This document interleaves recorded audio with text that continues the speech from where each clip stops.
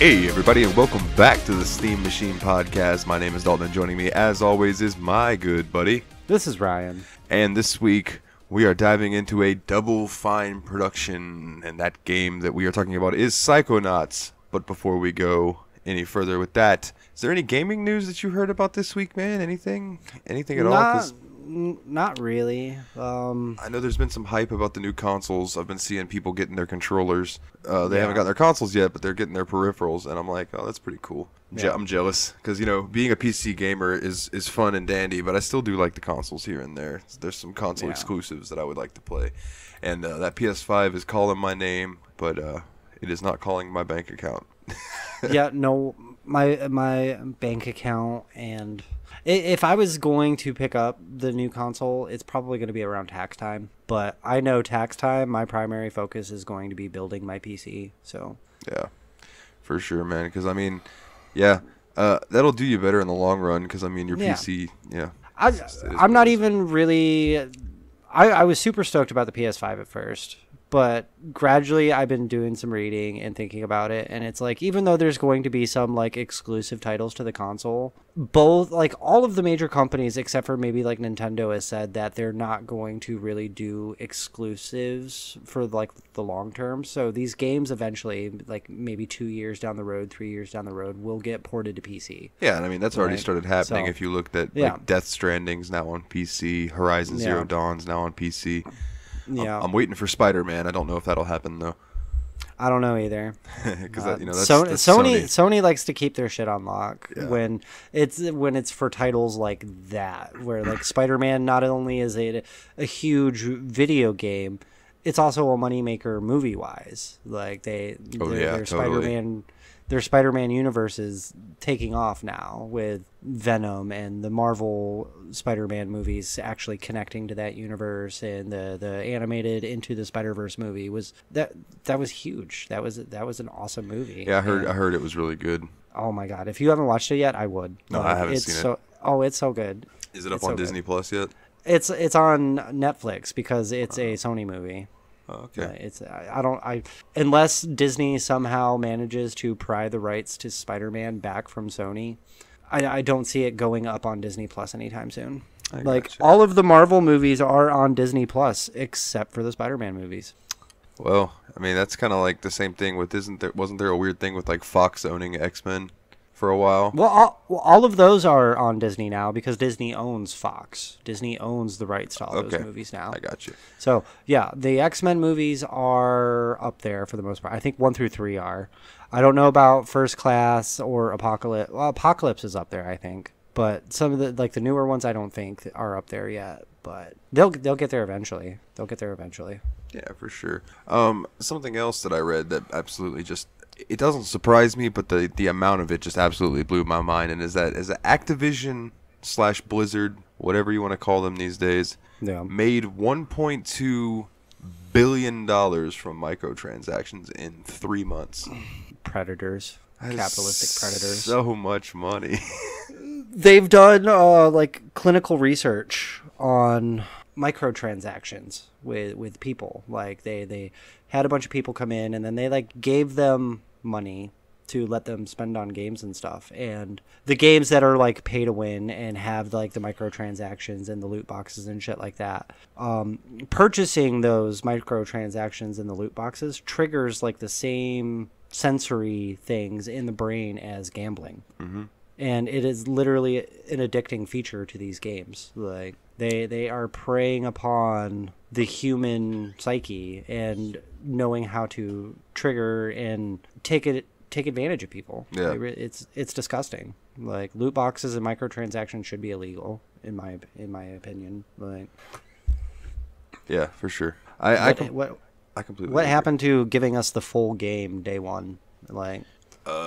Money, more money, more and more money.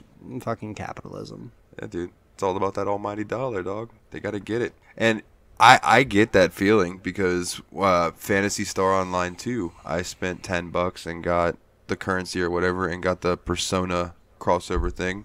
And I didn't get one of the items I wanted, and I immediately wanted to spend another $10 to get more, and I told myself no, but like that Yeah. that want was there because I was like, fuck, I want to look like Joker, and you gave me Futaba's outfit. I'm not a female character, so like, what the fuck am I gonna do with this? Yeah. No, they do that shit. They like their algorithms will designate certain items as like rare, ultra rare, shit like that, and then you only have like 1 out of like a 500 chance of getting one of those items and shit like that. Brother, It's like brother, it's like opening booster packs of Pokemon cards or Magic cards and shit. Like 1 out of like every 200 packs is gonna get you that rare, like that mythical rare. You're like, preaching to the choir with somebody who plays MMOs.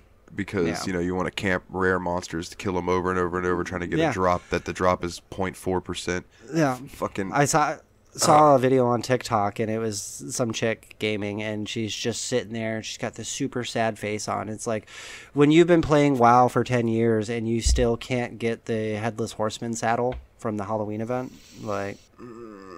Fucking bullshit. Yeah. I've been trying for that for fucking years, dude. People have been playing for years and still can't get some of this equipment drop. No, I think that Headless Horseman mounts is 0.04% drop rate. Yeah, it's something absolutely ridiculous. And it's like, I get that you want to create like a market for some of these in-game items and shit like that, but goddamn, don't be that fucking tight-lipped, like about it. I will say that like you can't do anything with that mount other than learn it. Like you can't sell it or anything like that. So like it is just strictly just for people who are lucky, I guess. Yeah. Because there's no skill involved, or else I'd have got it. Because I go in there with my mage and I'm doing 50% of the damage of the dungeon. Like, by the way, I know this is not a World of Warcraft podcast or anything, but I'm gonna go ahead and say I don't know what the fuck they've done with Frost Mage, but I do insane amounts of damage and I am perfectly okay with it. I don't know anything about WoW, so I know you don't, but like, yeah, I know the new expansion's out in 3 weeks, 4 weeks, 3 weeks. Like November 23rd, I think, is when it drops. I pre-ordered it, so that might be my last day of work actually. So I don't know. Is WoW free to play at first, or is it you have to pay? So I don't know how they're from the gonna get-go. do. No, there's a free to play version. I don't know how they're gonna do it with Shadowlands, because it used to be max level was 120 and you could play up to level 19 for free to see if you liked it. Yeah. Now, if you're wanting to check out an MMO, there are some limitations to what you can actually do as far as chatting and trading and stuff. But Final Fantasy 14 online, you can play the base expansion and the first expansion for free before you have to pay to play the rest of the stuff. Well, I only have 18 business days left of work before I go on break from Thanksgiving until, God, maybe middle of January at the earliest, depending on COVID. So I'm going to have time for an MMO. Well, we'll discuss that, because there are a few different ones that we could dive into. Yeah. Other things that I saw that were this one was interesting. It just was posted a few minutes before we went live. Vampire the Masquerade is getting a battle royal game. Nice. And it's by the... I know you're probably going to be stoked about that. And we're not the biggest fan of battle royals, but if it's like a vampire battle royal, I'm sure you would get into it. But... Yeah. I mean, I might check it out. It's made by Shark Mob Games. I've never heard of them. There's a teaser trailer. Never heard of I'm them gonna watch either. it when we go off air. But yeah, I do know that there are some other like I'm sorry. There's some other Masquerade games that I haven't checked out. There's 2 visual novels. Coteries of New York and Shadows of New York, and I've never played that. But like Bloodlines 2, I don't know what's going on with it, because the first game was plagued by bullshit, and now they're doing the second one, and it was supposed to release this year, but it got delayed, and then a lot of the creative figures of the whole thing are gone. Well, it's just gonna like it's either gonna be the same thing as number 1, where it's going to be just a cluster, like a dumpster fire from day one with like very few patches, if any, or they're just gonna fucking can it and take their losses. Oh God, I hope they don't can it. So many game studios have been doing that lately. Movie studios have been doing that lately and stuff like that. They don't care for the popularity or anything. Like, they don't care how far into production they've gotten already. If they feel that it's not going to make them any money, they'll just take their fucking losses. Like, look at how many popular shows Netflix has canceled, how many movies have been pushed back, if not canceled fully because of the COVID pandemic. Like, And I just want to say real quick, fuck clickbait, because I was on Facebook the other day and one of those articles was like, shows Netflix has canceled recently that you wouldn't believe, and the thumbnail was The Witcher, and I was like, bullshit. And I clicked and I read through the article and it didn't mention The Witcher at all, and I was like, no, you fucking dickheads. Yeah, just fucking clickbait. It was probably one of those things. It's like 10 shows Netflix has canceled and 3 that they didn't. Yeah. I just for shits and gigs, I clicked through it the other day to see what they canceled and what they renewed, and finally we got word that they renewed not just the next season of The Dragon Prince, but they're going to let them actually fill out the full 7-book saga of The Dragon Prince, which I'm super stoked for, because those guys who did that show also did Avatar. They're great at world building and shit like that. Nice.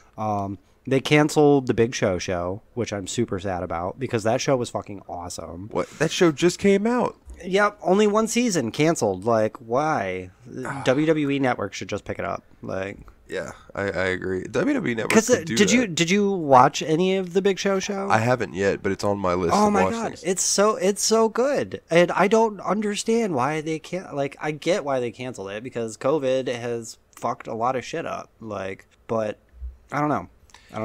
They also canceled Altered Carbon, which is a show that I've been meaning to get into, but they're not going to finish it now, so I don't even know if I want to get into it. Like, what's like I watched oh god, what was it called? Penny Dreadful? Yeah. And I watched the first 2 seasons, and I just read online that people are like, don't watch the 3rd season because nothing really wraps up, and then nothing ever happened after that. So I was like, oh. Yeah. Well, I think they're coming out with a new Penny Dreadful show. Maybe I could be wrong, but I think if it is Penny Dreadful, it's going to take place in like early 1900s Los Angeles. So it's going to be very noir, very grim, and like that old school black and white, like private investigator type of thing. Yeah, but it's like I want to say it's going to focus kind of around like the Black Dahlia murder. Like, well, that would be pretty cool. So it's LA's a pretty fucked up city. Like, they got their definite dark history around there. So absolutely. A show like Penny Dreadful could do wonders with it. I'm surprised American Horror Story hasn't done something very similar to like an early Los Angeles noir style serial killer season. Like, I almost want to tell Tyler from Tadpog that he should take his Piggy Palace campaign that he wrote for Call of Cthulhu and pitch it to American Horror Story, because that shit, man, it was like 16 podcasts long and worth every fucking minute of it. It was so wild. He should just write it up as a screenplay and do his own show. Like, it may, like, I don't know anything about it, but the way you're reacting to it and seemed like relating it to American Horror Story, that would be cool. But American Horror Story won't pick it up unless it connects with everything else that they've ever done. They don't just do one-offs. Everything is serially connected, like, one way or another. Not to give a ton of spoilers, but I mean, it could be worked out that maybe like the Coven would be plotting to help summon Cthulhu or something to end. It would be weird, but it's just an example. You know what I mean? But like, dude, yeah. It could be something. It could be something for sure. Nah. I think it'll be hard to top South Park and their Cthulhu cult. Like, oh my god. I don't know, man. I don't know. Hey there, little guy. I've been playing the Stick of Truth lately a little bit too. Oh, that's a great game. Have you walked into the random houses yet? Yeah, I have. Saw Craig's mom naked, and I was gonna say, yeah, you see the naked lady and then the dude fucking a donkey or something. Like, yeah. Okay. Well, on that note, let's get to our game of the week, which is Psychonauts. Yeah. And I'm going to read the obligatory section from Wikipedia. It was the Psychonauts is a platforming game developed by Double Fine Productions that first released in 2005.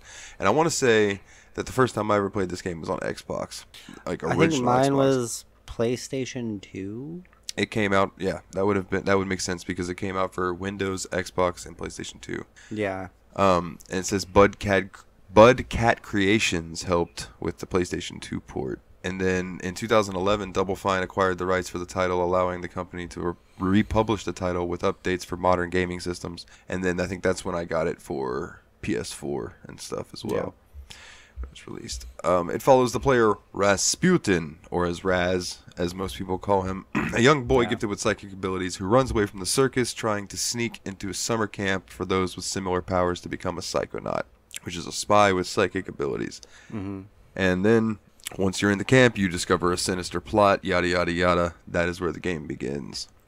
Well, you don't know the sinister plot when you first start out. It's kind of just all these kids are the usual camp fare of, that particular camp, the general guy, he'll kill you. He's killed 4 kids. He threw 10 kids off a cliff. He made 20 kids eat their own brain. Yeah, and it's funny because as you're going through like the tutorial obstacle course or whatever, you see like 4 or 5 people fucking blow up in front of you with the general laughing like right after. Yeah, he does clarify. He's like, they just get kicked out of my astral projection. Yeah, it's kicking them out of their mind, and I'm like, yeah, sure, whatever. Mm-hmm. I will say that this game did not sell well. It was pretty much a flop. Yeah. I remember it being like a flop, but it was one of those instant cult classics. The people who actually did play this game fucking love it. I love this game. I haven't played it since the PS2 days, but picking it back up and starting through that tutorial, it came back to me really fast. This playthrough was almost like a speed run. I think howlongtobeat.com says this is like a 12.5-hour gameplay main story. And I'm 50% through the game in just 3.5 hours. Yeah. I mean, once you know what to do and where to look for stuff, it's really not super hard. Yeah. You are correct that this game gained a cult following, and it says that this game is also now, in these days, been considered one of the greatest video games ever made. Oh, I believe it. Like, this game was great. The writing is fantastic. Yep, the writing is... The animation style is a little wonky for me. Like, it's strange. It is. It's definitely strange. But it works. Because there was nothing, I guess, around that time very similar in animation style. It stood out on its own. Oh, no. This was like a Tim Burton game, almost. Like, almost. Like, as opposed to, like, all the prettiness that was going on with the other games trying to look as good as they can. This one decided to go for a quirky type look. It's almost like Okame, which is on our list eventually. Okame, that art style is awesome. It looks all hand drawn and stuff. It looks really cool. Yeah. A sequel to Psychonauts, just called Psychonauts 2, was announced at the Game Awards in December of 2015 and is planned to release next year in 2021. Ooh, if it hasn't been delayed because of COVID. Yeah, and in our library, but not part of our list because I don't have an Oculus and you don't have an Oculus. But nope. I have Psychonauts and the Rhombus of Ruin, which is a VR game. Well, tax time, depending on how cheap I can build a PC, I might be picking up a VR system. But there is a catch to that. If I want a VR system, I have to play Resident Evil first. And that's coming from Corinne. I was going to say, was that laid onto you by the lady? It was. Corinne says if I want a VR system, I have to play Resident Evil. Oh my God. And you have to do that when I can watch you on Discord so I can just laugh at you. Yeah. Since we've already played through the game, I might be able to do it a little better, but I don't know if I'm going to be able to do it like fully immersed like VR does. Like, take some Dramamine before. I don't get motion sickness. The VR doesn't bother me. Lucky fuck, dude. The VR doesn't bother me. Lucky fuck. I know my buddy Dustin. I was watching him play Ace Combat 7 in VR, and I was like, man, be careful. Just like barrel rolling can fuck you up. And he just starts. Oh yeah, no, that will fuck you up. Oh, like the flight simulators and stuff like that in VR will definitely fuck you up. He did it no problem, and it blew my mind. Like, I was like, dude, how? What? How? How are you not spewing everywhere? Some people can do that and shit like that. I know I will probably have some issues with games that have to deal with like heights from a great distance. Like if you're standing on like the edge of a cliff and say like Skyrim or something and looking down, the vertigo will probably fuck with me a little bit. But I don't know. We'll see. Yeah, I have Wipeout. The Wipeout HD collection on my PS4, and that's got a VR version, and I just haven't done it yet because I don't know how I'd handle driving at those speeds while being still. Yeah. I don't know. I think that would throw my equilibrium off. But anyways, back to Psychonauts. when you first start out, the game is fucking hilarious. Like, that's one thing I want to tout about this game is that the writing is absolutely tremendous. Yeah. You're kind of just able to wander around the little campground area and talk to your characters and kind of get to know some of these kids that you were in this thing with, and you're eventually trying to make your way up to where the general is at, and you go into his mind, and that's like the tutorial, and the mind he puts you in is like a fucking battle war, like just battle zone. Yeah. There's fucking explosions and gunfire, and there's just actual fire everywhere. It's fantastic. Gunfire, fire, explosions, mines. He's got this obstacle course like fucking teed up to be like only somebody who is actually worth a damn is going to pass it. Yeah.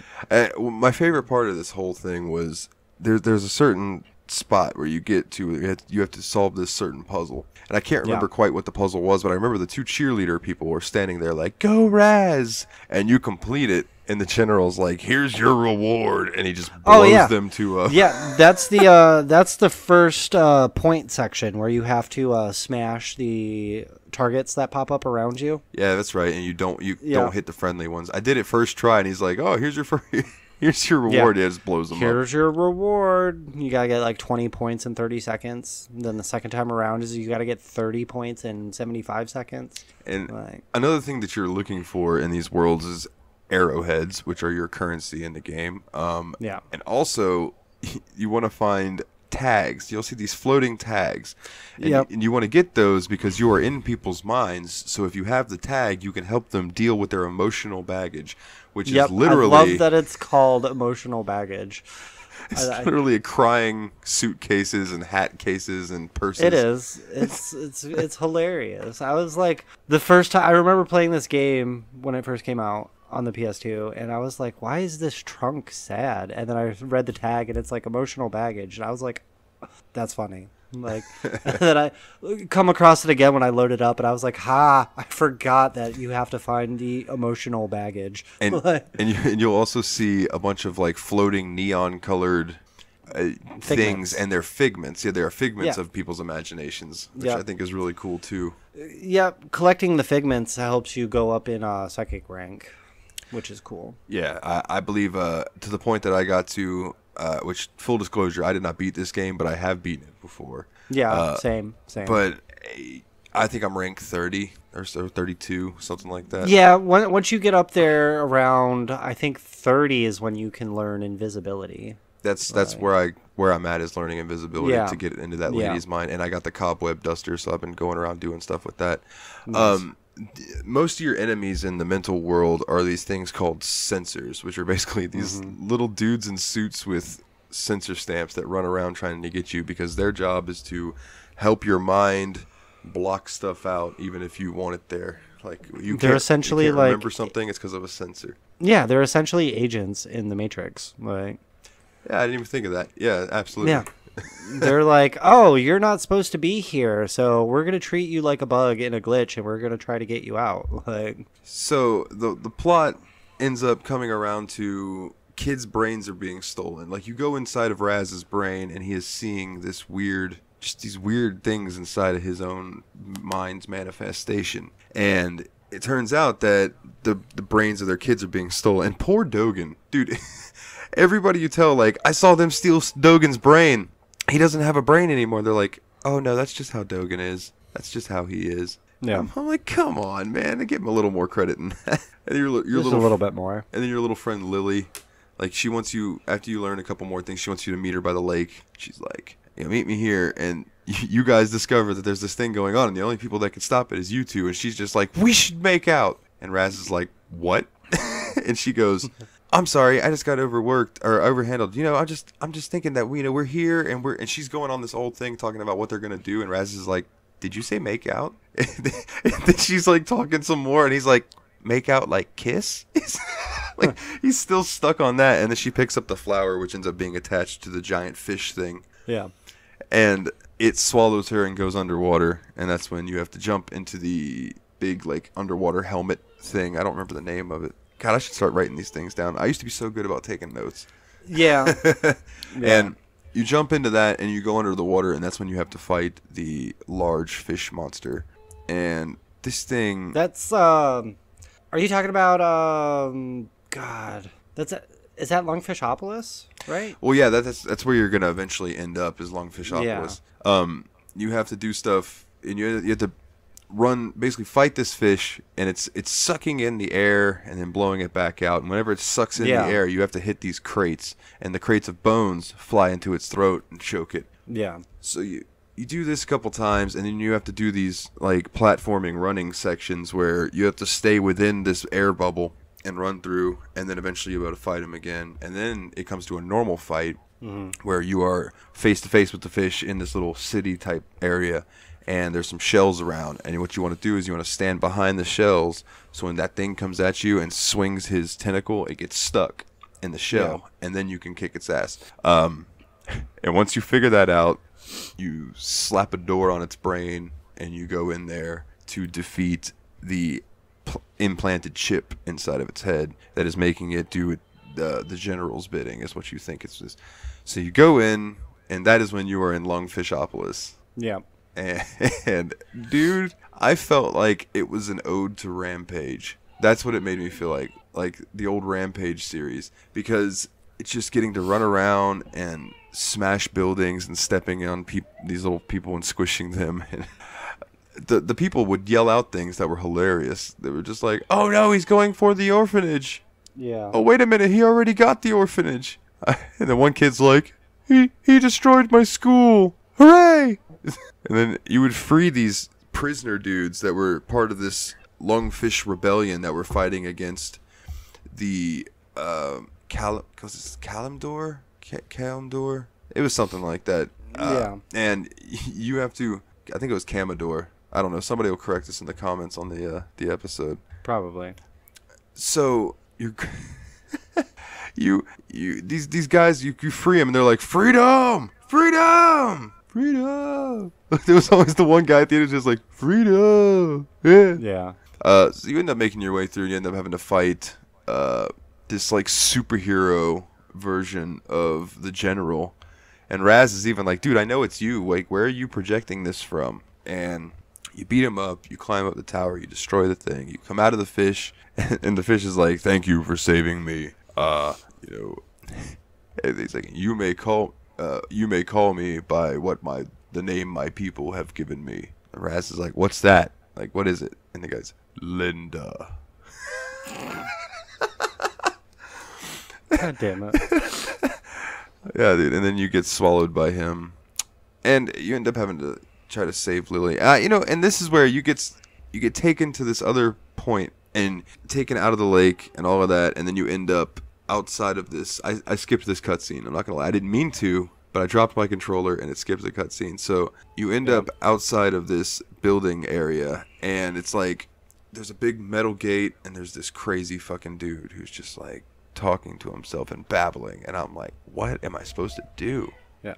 I gotta step away for a second. Hold on. You're good. You end up outside of this place. You end up having to go into the Milkman's. So the Milkman conspiracy level is the one that I at least wanted to get to this point before we recorded the episode. So I was glad that I did, because this level ridiculous. Seems to be a favorite amongst a lot of the people who really love this game. That is because of the writing in this level. So you're inside the mind of this absolute fucking psycho. Like, dude has lost his fucking marbles.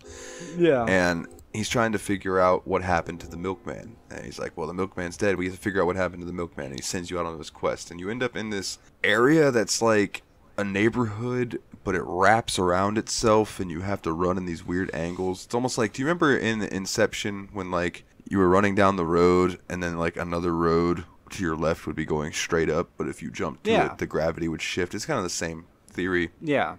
But what makes this the best area in the game to me is the G-Men quotes, and I have some pulled up. I'm going to read to you. So like, in order to get past some of the G-Men, you have to go around this area and find, a stop sign to get past the road crew. So like, when you go to the road crew, they're like, the guys will look at you, and Raz will be like, I have a stop sign, I'm on the road crew. And the guy will be like, hello, fellow road crew worker, welcome to the road crew. Yes, we are all on the road crew. Our backs are killing us. My red sign helps me work on the road. Slow to 15 miles per hour. Thank goodness it is Friday. I cannot wait until next payday. Like, Yeah. you know, they're all super proper. And if you go into their little areas without the required item, they will swarm you and just be like, what do you know about the milkman? Where's the milkman? How much do you know about the milkman? So all this stuff, they're trying to figure it out. You got to get a hedge trimmer. You have to get a phone. The hedge trimmer G-men are like, I'm glad that you are here to help us to trim these hedges. Cutting the bush does not hurt it at all. This part of the hedge is too tall. Hedges become unruly over time and need to be trimmed. I take frequent breaks to avoid carpal tunnel syndrome. I cannot let someone near my hedges who has not been properly trained in the use of trimmers. There's ridiculous things. But my favorite are the housewife ones. Okay, yeah. So I'm not going to bug you with most of them, but the housewife ones is like, hello, welcome to my house. Please stay and make pie. I am making a pie. Rhubarb is a controversial pie flavor. This rolling pin is a tool I use to make pie. Oh my god. Pies are delicious. This is my house and I am responsible for its upkeep. For the last several years I have relied on prescription medication to make it through the days. Although over time my husband will desire me less sexually, he will always enjoy my pies. Though I do not receive a paycheck, I consider my homemaking to be my occupation. It's like, when my husband excessively drinks, I may threaten him with this rolling pin, although we are still very much in love. Like you were saying earlier, the writing in this game is ridiculous. Yeah, it truly is. If you go up and click on him and Raz will say, I am baking a pie. It was fun. You better not try and steal my husband, tramp. I love it. I love it. You end up getting to the end, though, and the milkman is underground in, like, this sealed tomb thing. And you have to fight this crazy lady. The Den Mother. Yeah, the Den Mother. And the cool part about this fight is that about halfway through it, everything goes dark, and you have to use clairvoyance to see through her eyes, and then do the rest of the fight from that way. And it was really cool. And after that is when you have to get up to the tower, and I need invisibility to go inside the lady's mind, and I don't have it. So that's where I'm at. Yeah.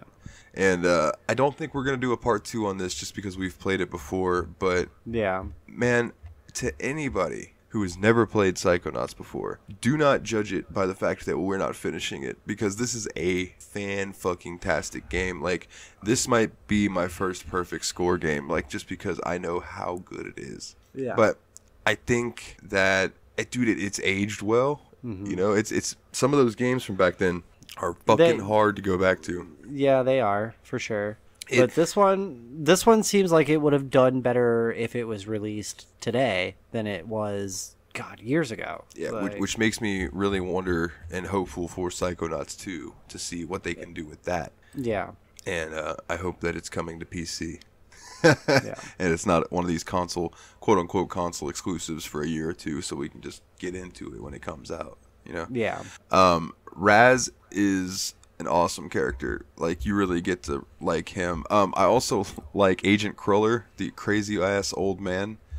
How he's just in your head, and anytime you need to talk to him, he gives you a piece of bacon, and you take that bacon, you wave it by your ear, and he pops out of your ear, and you can ask him for hints and stuff. It's absolutely hilarious. And then Agent... oh, I didn't know this. What was it? Did you know Psychonauts 2 was crowdfunded? No, I did not. Yeah. Interesting. That's apparently awesome. Psychonauts has enough of a cult following that crowdfunding was enough to get them the money to start the production on the sequel. Nice. Oleander, that was the guy's name. Yeah. And then Sasha 9, that's the agent Sasha. Oleander is the general guy. That's what it was. I could not remember his name. It was bugging the shit out of me. But what a game. Like, Kruller he's got like split personalities. So like when you meet him and he trains you in your new abilities and stuff down in the bottom of the lair in his secret lab. He tells you, if you see me in the rest of the park, don't act like you know who I am, because it'll ruin my disguise. But really, it's just because he's fucking nuts and he's got dissociative identity disorder. So when he's in other places, he just doesn't recognize you. It's pretty great. It's pretty great. I would give this 9.5 arrowheads out of 10. I'm gonna go like an 8. An 8? Yeah. Like, it's a solid game. It really is. It really is. But I don't know. It's like it's just one of those like cult classics. Like, the game with its devout following, it still isn't really a big game. It's a hidden gem. Could have been a little better. Like, the animation style still gets me. Like, it's weird. Did you know it's weird that if you go in the bathroom and turn the light off and light a candle and say the words hidden gem 5 times, Metal Jesus will appear? I was going to say, you have to go in there, turn the lights off, and if you woo into the mirror 16 times, Ric Flair shows up. No, there's a YouTuber I watch named Metal Jesus who's always doing hidden gems videos, and people like to pick on him about the hidden gems things.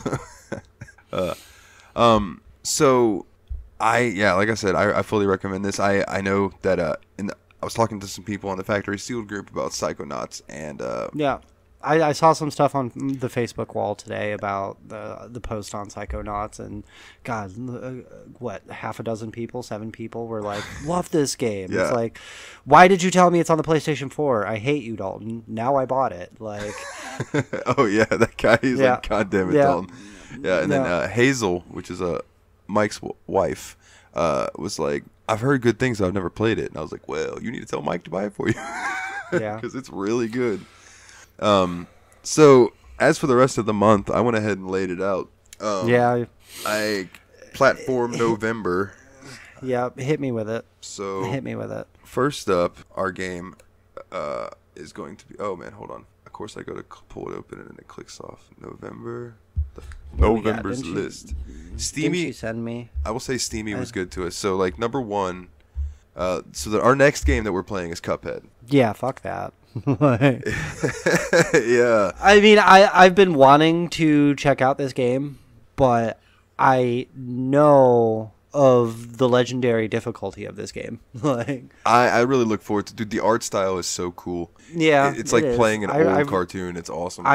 I really dig the art style. It's very similar to like what is that, Bendy in the Ink Machine? Like, yeah. It's that old throwback Nickelodeon cartoon, not like the channel Nickelodeon, but like the old school black and white, like silent cartoons from I would say 20s, 30s. Yeah, I would say more like Disney, like old Mickey, like Steamboat Willie type stuff. Absolutely. Yeah. The week after that, we've got Wonder Boy and the Dragon's Trap. Now, this was a remake of an old Master System game. Interesting. And cool thing about it is in the settings on that game, you can actually switch it to look like the old game on the fly. Oh, that's cool. So like you can just be running around and be like, oh, I wonder what this area looked like back in the day, and you can just hit a button and it'll put it all back to the super. And you can play with the pretty version of the game with the old school retro music, or you could play with the old retro but the new music. Like you could swap it all around. It's pretty cool. That's cool. Week after that, we've got Oddworld, Munch's Odyssey. God, Oddworld, those games were difficult.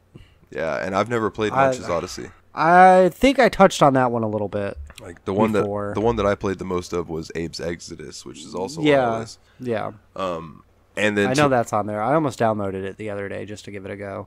To round out the end of the month. I've been installing a bunch of the games off the library. Yeah. Just for shits and gigs. Like earlier today, I was playing some Portal, which, God, that was a fucking speed run for me. I think I maybe played about 45 minutes, and I'm already up to like puzzle 14, puzzle 15. Well, speaking of Portal, that's Portal 2 is the last game for us this month. Nice. So we'll be wrapping up the month with Portal 2. Nice. And I've never played Portal 2. Portal 2 is fun. I've only played a little bit of Portal 1, so. Oh man, maybe we should do Portal 1 and 2. Oh, we could maybe we'll do that, but we'll that might go into the next month, but we'll figure it out. Yeah, we'll figure it out. But I'm actually looking forward to Cuphead. I want to see how far I can get in that game.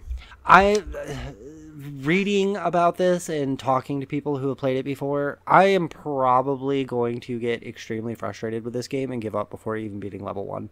Like, they tell me this game is like old school Nintendo hard. It's controller breakingly hard. It is. It really is. And I'm looking forward to it. And I'm also not looking forward to it because me, super casual gamer, like, I don't have the patience or the drive to master the hard games. Like, give me something stupid easy and call it a day. Like, but we'll see how far I get into Cuphead. I don't know. Yeah, we'll see. We'll see. On that note, man, is there anything else that you want to touch on? No, I think we just about covered everything today. Like, not too much news in the gaming world as of right now. I know, what is it? We were talking about Shadowlands dropping this month, November. Yes. Looking forward to that. Yeah, I got some time off, so maybe we can get the Discord server going and get some more streaming and stuff going while I'm on break and everything like that. Yeah, that would be cool. Game with some listeners. That would be sweet. And then we still have one more key for Rise of the Triad, so maybe we can sling that out at somebody. For sure. Did you ever get a hold of Hans and give him that? Yep. He got that. He accepted cool. that. So awesome. That's good. We'll have to, when we pull that up, see if he will join us or something. Yeah, that would be great. And like I mentioned on the last episode, but I'll bring it up here again too. I guess we're gonna work in Crazy Taxi at some point, so we can have our buddy Matt on. Yeah, let's do that. Let's start talking about that and planning something maybe for late December or something around there, around that time. Yeah, because I know that's not going to be a game that's going to take a whole week, so maybe we can do that when you're on your break and that at some point. Yeah, for sure. All right. Well, in that case, if you would like to find us on social media, you can go to facebook.com/The Steam Machine Podcast, or you can find us on Twitter at Steam_podcast. And on YouTube, we do YouTube versions. I'm usually slacking for like 2 weeks at a time, and then I upload them in batches, but you'll have a few new contents to listen to at the same time. It'll be great. And you just search for the Steam Machine Podcast, and we will be there. You know what? I've never done this before. Do you like our intro and outro song? If you do, go to Bandcamp and search for Nile the Nightmare, and that the album Voiceless Stories is the album that has our intro song on it. And he's a good dude, and by that I mean it's me. So so if you want if you like our song, please buy it. Please. It helps me so much. Yeah, it does. It does, especially in this these COVID times. It helps a lot. So in any case, leave us a 5-star review on iTunes. Pretty please. It helps us climb up those ranks and weave through some of those podcasts that have a lot of 5-star ranks but haven't been active for a few years. You know, we got to get through that. But, we appreciate all of you for listening and joining us here every week on the Steam Machine Podcast. He's Ryan. I'm Dalton. And as always, guys, take it easy.